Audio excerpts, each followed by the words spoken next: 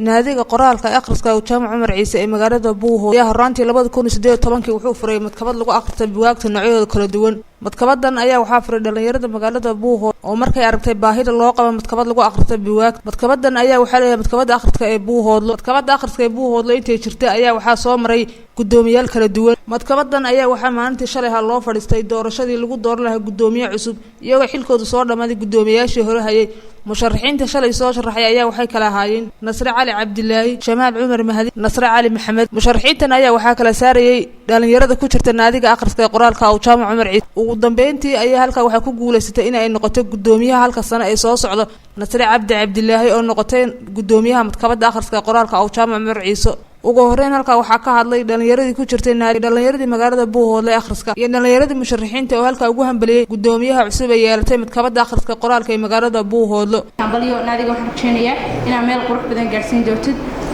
si tala wadaagan aad naadiga ugu wadi doonto sidii hore loo wadi jiray oo hogaamiyaashii idinka horeeyay ay soo gaarsiiyeen waxba hadalka ku dhaw doorno qof halkii ka sii wadi doona hadii alla idmo bulshadiina iyo deegaankiina waxa u qaban kartaan aad u qabataan waxa ugu yar waxa weeye in aad dadka wax qabanaya inaad u mahadcelisaan oo ku taageertaan kuna dhiirigelin. naadigu deegaanka wuxuu ku leeyahay saameyn aad iyo aad u weyn oo haday ahaan lahayd horumarka iyo mataqaana waxa ay qabtaan ay ka muuqdeen kana soo dhalaaleen kaalintoodiina ay boqolkiiba boqolaan soo rankaraya way ku guuleysteen doonana hambaliyo horudhaca iyo dhiirigelin ah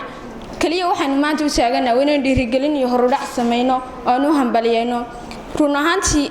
qof walba oo bulshada wuxuu qabtaa dhiirigelin iyo mahadcelin buu inaga mudan yahay hadayna hanay dhalinyarta magaalada si gaar ah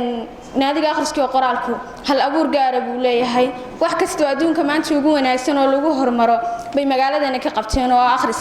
maanta hadaan akhris jirinna adduunka waxa kama jiraan waxa kaliya lagu hormaray waa akhriska iyo qoraalka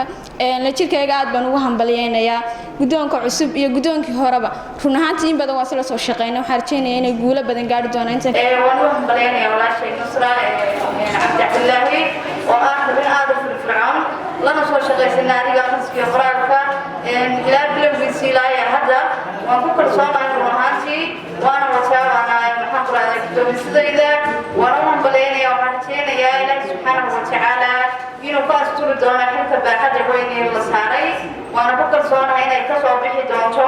muhiimaddu waxay ahayd gabdhaha aad u firfircoon meesha inay balgabadh mar ka noqoto gudoomiye maadaama toogadii hore ay ka gulahaayeen maanta aad iyo aad baan u faraxsanahay dhigayga inantayda magaca inanta kartida iyo maxaan ku raadayay firfircoonida badan inay ku soo baxdo xilkaas hogaaminaysana halka sane ee loo doortay naadiga akhriska iyo qoraalka waxaan leeyahay ugu dambeyntii ayaa hadalka waxaa soo xidhay gudoomiyaha cusub ee loo doortay madkabada akhriska ee qoraalka oo Jaamac Umar Ciise Nasri Cabdilaahi qaadeen markay la taagneeyeen inaad iminkana oo lagu joogo gudoomiyaha ku guuleystay aad garabkayga ahaan doontaan xaqatan aniga waxaan leeyahay sidan hore balan qaaday hadii aan noqdo gudoomiyaha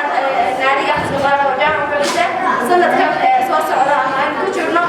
balan qaadidii aan balan qaaday yani wax ka badan intaas wasi laba jibaari doona waana ka shaqayn doona dhammaantiin Najaam Maxamuud Salaad telefishinka caalamiga Bulsho TV magaalada Buuhoodle.